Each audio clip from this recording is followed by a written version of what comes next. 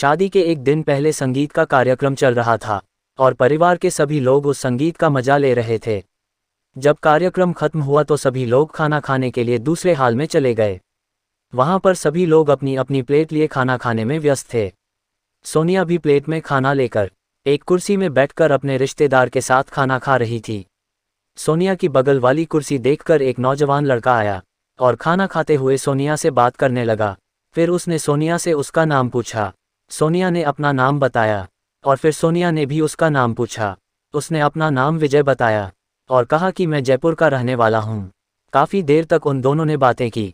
उसके बाद जब सोनिया जाने लगी तो विजय ने कहा, अगर मुझे किसी तरह की कोई ज़रूरत पड़े तो क्या मैं आपके नंबर पर कॉल कर सकता हूँ? सोनिया ने कहा, आप बेफिक्र होकर मेरे नंबर पर कॉल कर सकते हो।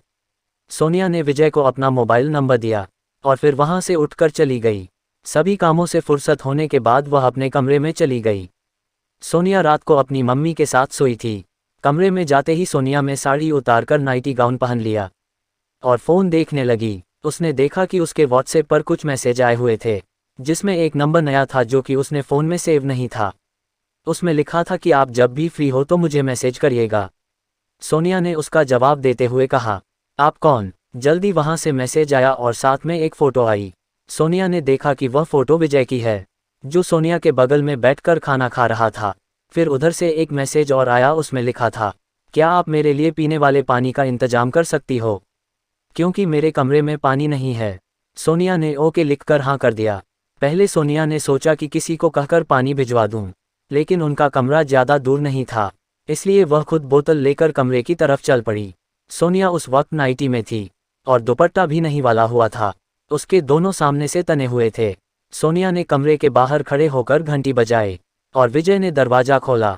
सबसे पहले विजय की नज़र उसके सीने पर गई। सीने को देखकर उसकी नज़रों में एक अलग ही चमक थी।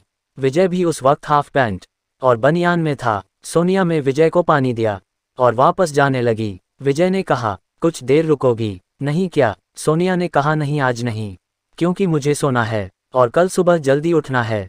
विजय ने सोनिया से गुड नाइट कहा और सोनिया अपने कमरे में आ गई। अगले दिन कोई कार्यक्रम नहीं था। सभी लोग बिल्कुल फ्री थे, इसलिए सभी लोग बाहर घूमने के लिए चले गए। होटल में सोनिया का भाई जिसकी शादी थी और उसके मम्मी पापा रुके थे। थोड़ी देर सोनिया भी होटल के पीछे बने गार्डन में टहलने के लिए चली गई। सोनिया गार्डन में अकेली टहल रही थी कि तभी विजय वहां पर आ गया।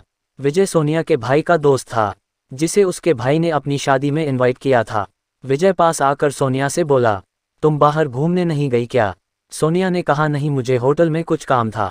विजय ने कहा, काम तो मुझे भी था, पर आपके बिना वह काम नहीं हो सकता। सोनिया ने कहा, ऐसा कौन सा काम है जो मेरे बिना नहीं हो सकता? विजय ने कहा, पहले तुम होटल चलो फिर बताऊंगा। सोनिया विजय के साथ होटल के उस कमरे में आ गई जिसमें विजय ठहरा था। कमरे में आते ही विजय ने सोनिया को कसकर पकड़ लिया और कहा, यही काम था जो तुम्हारे बिना नहीं कर सकता था। आपको ये कहानी कैसी लगी कमेंट करके ज़रूर बताएं। वीडियो अच्छी लगी तो लाइक करें। इस तरह की और कहानी सुनने के लिए चैनल को सब्सक्राइब करें।